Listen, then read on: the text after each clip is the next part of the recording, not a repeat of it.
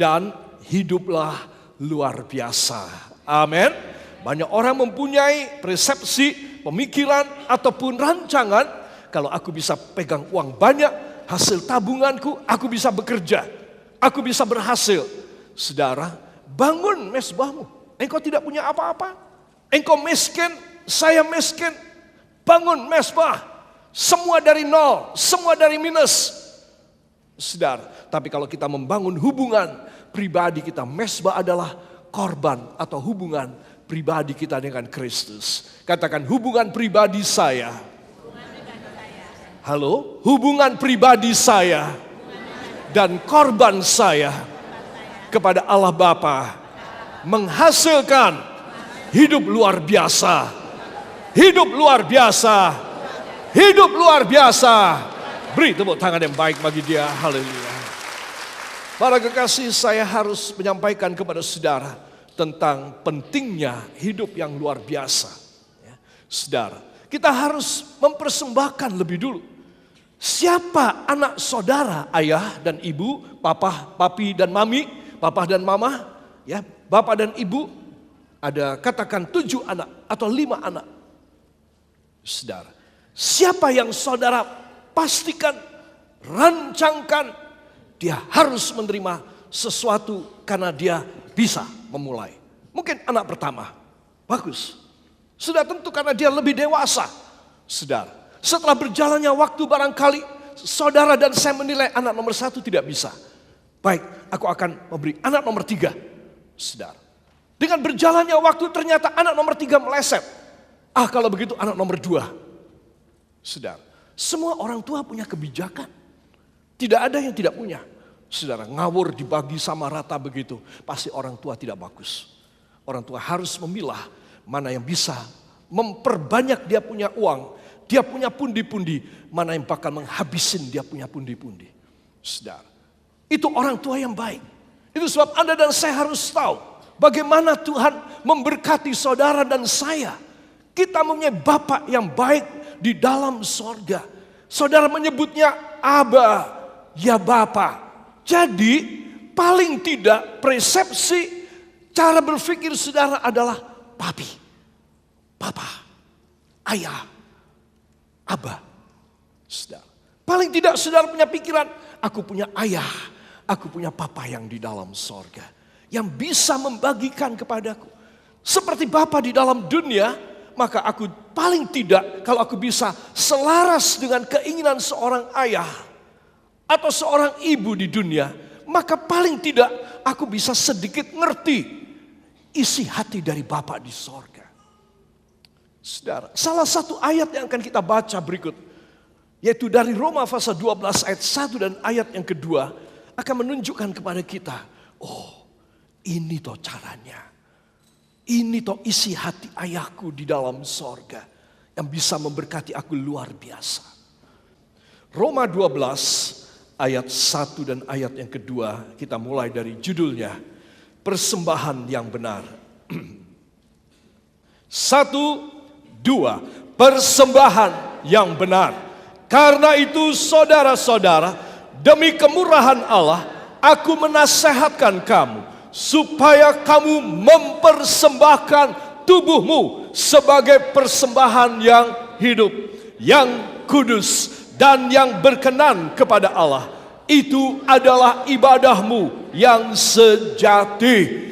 Janganlah kamu menjadi serupa dengan dunia ini, tetapi berubahlah oleh pembaharuan budimu, sehingga kamu dapat membedakan manakah kehendak Allah, apa yang baik, yang berkenan kepada Allah, dan yang sempurna. Amin. Apa yang baik, apa yang berkenan, dan apa yang sempurna kamu dapat dari Bapa. Kenapa? Karena kamu mempersembahkan tubuhmu. Katakan, tubuh saya, diri saya, hidup saya, masa depan saya, hari tua saya, kematian saya kepada Bapa. Saudara, ini tidak main-main. Jadi mulai dari starting point, anak remaja barangkali umur 11 tahun 17 tahun. Atau ayah dan ibu barangkali suami istri 27 tahun dan 33 tahun. Itu starting point. Sekarang hari ini mendengar firman. Kakek dan nenek yang sudah sepuh umur 77 tahun atau umur 67 tahun. Itu starting point. Ketika Anda dan saya mendengar firman, persembahkan tubuhmu menjadi persembahan yang hidup, yang kudus dan yang berkenan kepadanya. Ini adalah awal. Sesuatu yang ajaib bakal terjadi ketika saya mengerti isi hati Bapa saya yang di sorga. Sesuatu yang ajaib bakal terjadi. Pembagian warisan Allah akan diberi ketika Anda dan saya datang dan menyerahkan diri saudara kepadanya. Diri kehidupan kita. Ya Bapa, hamba ingin mempersembahkan persembahan yang benar. Katakan persembahan yang benar, yaitu tubuh saya sebagai persembahan yang hidup, yang kudus, dan yang berkenan. Saudara, tidak apa-apa kita sakit-sakitan. Tidak apa-apa saya miskin, tidak punya apa-apa. Tidak apa-apa saya habis berbuat dosa yang keji dan berat sekali. Tidak apa-apa saya jauh dan undur dari Tuhan. Sekarang katakan hari ini adalah starting point, titik awal saya untuk sesuatu yang hebat. Amin. Tidak apa-apa. Saudara datang semuanya bawa di ujung kaki Yesus. Saudara meninggalkan itu semua dalam tempat ini. Ketika engkau sowan kepadanya, sebentar sejam lagi pulang, beban ditaruh, engkau pulang dengan enteng, dengan merdeka.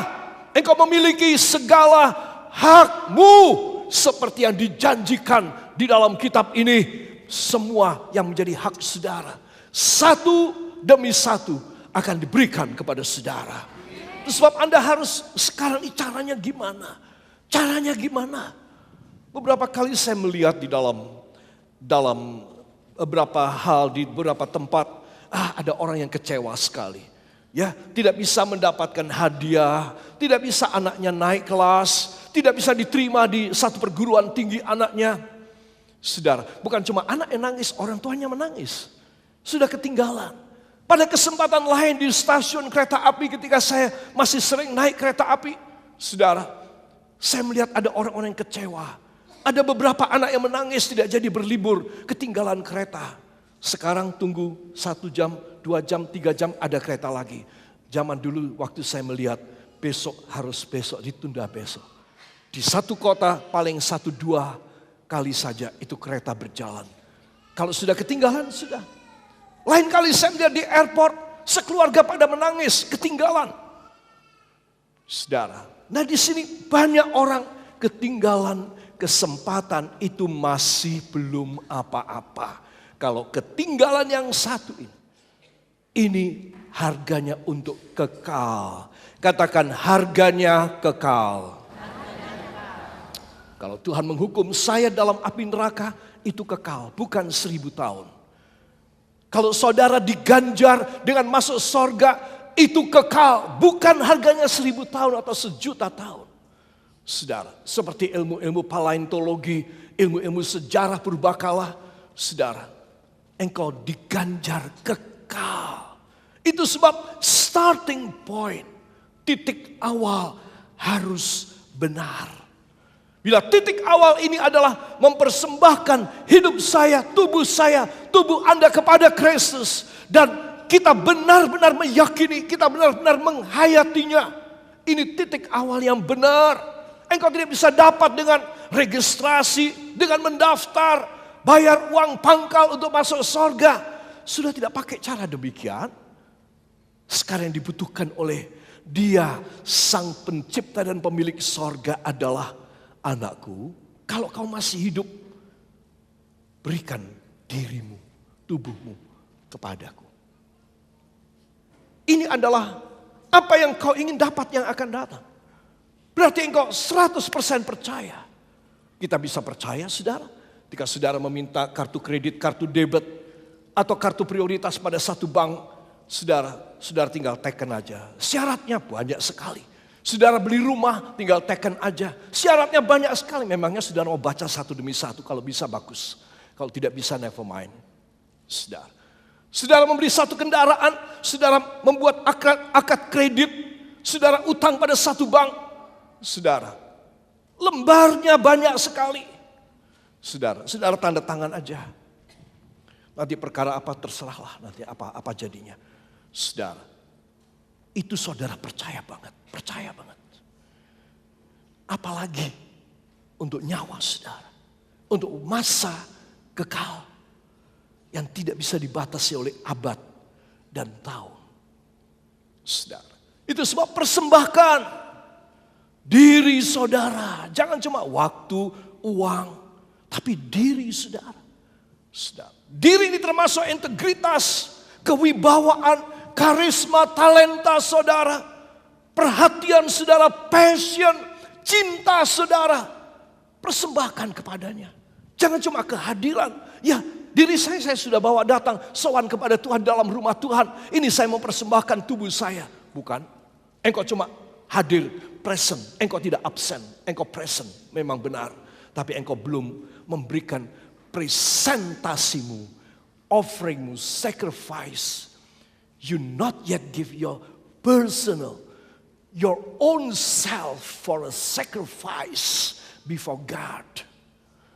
Itu sebab kalau Anda dan saya mempersembahkannya kepada Tuhan, maka Tuhan senang jatuh hati kepada saudara. Saya yakin apa yang saudara inginkan hari ini, barangkali itu sudah terakumulasi dan terjumlah banyak banget dalam hati dan batin saudara. Sampai kalau saudara berdoa itu enggak bakal lupa deh. Pokok-pokok doa tersebut banyak sekali engkau tidak akan lupa. Tetapi itu semua kosong, enggak nyampe kepada Bapa di sorga. Terus siapa yang mau ngabulin doa saya? Saudara, saya perlu ambil hati dia. Kalau dia melihat, oh anakku Timothy, kamu menyerahkan tubuhmu, segenap hidupmu kepadaku. Oke, permintaanmu banyak, enggak apa-apa. Kalau bisa 7 kali lagi lebih banyak dari itu, aku akan penuhi semuanya. Enggak ada masalah buat aku. Saudara, itu sebab Anda dan saya harus nomor 1 katakan, yang terutama, mulai hari ini, saya start dengan mempersembahkan tubuh saya kepada Bapa di sorga. Maka saudara akan tahu apa maknanya. Salah satu hal maknanya adalah, oh Bapak menerima saudara, oke, menerima saya. Ya sudah, karena kamu sudah menyerahkan diri kepadaku, kata Bapa, maka aku akan memelihara dan menyelamatkan kamu. Saben harinya, saben minggunya, saben bulannya, saben tahunnya. Dan kalau kamu mati, aku terima kamu di dalam sorgaku. Amin. Ini titik awalnya. Persembahkan tubuhmu. Jangan cuma hidupmu. Saya bisa berkata begini kepada Tuhan. Tuhan, saya persembahkan hidup saya. Tapi tubuh saya tidak bisa. Karena saya terikat dengan jadwal ini itu segala macam. Kerjaan saya ketat banget Tuhan untuk cari uang sebanyak-banyaknya. Tuhan, saya tidak bakal dapat izin dari atasan saya atau bos. Jadi saya mempersembahkan hidup saya aja. Tapi tubuh saya tidak bisa. Saudara, Tuhan tidak bodoh loh. Tuhan minta tubuh saudara. Tubuh berarti your existence, your body, your being.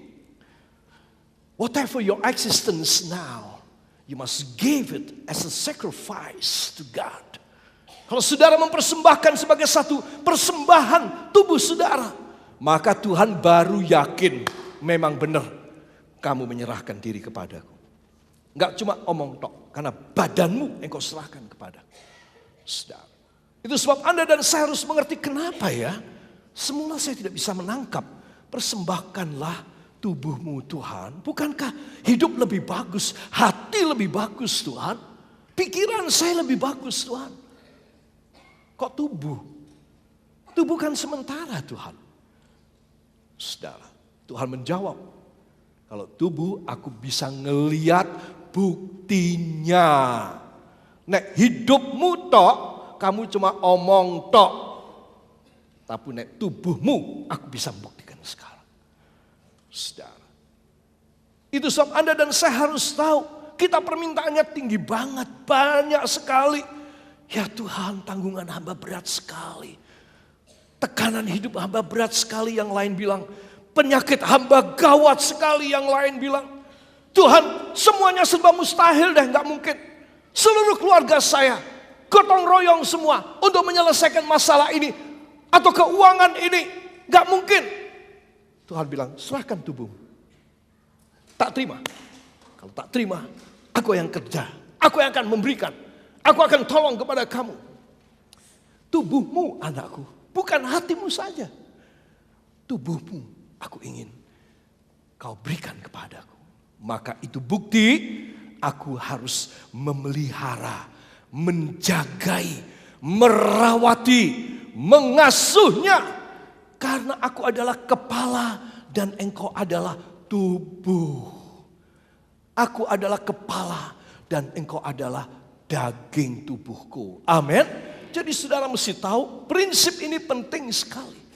Itu sebab banyak doa saya, banyak doa saudara tidak dikabulkan. Istimewa, yang sulit, yang mustahil, kita tidak bisa dapat. Karena kita belum kebuka pikiran kita.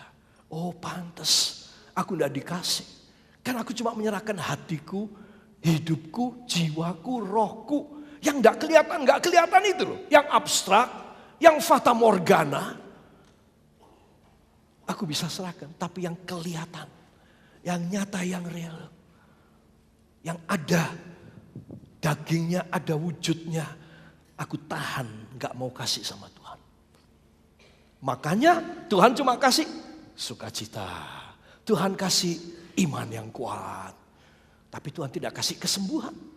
Tuhan tidak kasih keuangan yang baik. Tuhan tidak kasih masa depan yang bagus. Tuhan tidak atur anak keturunanku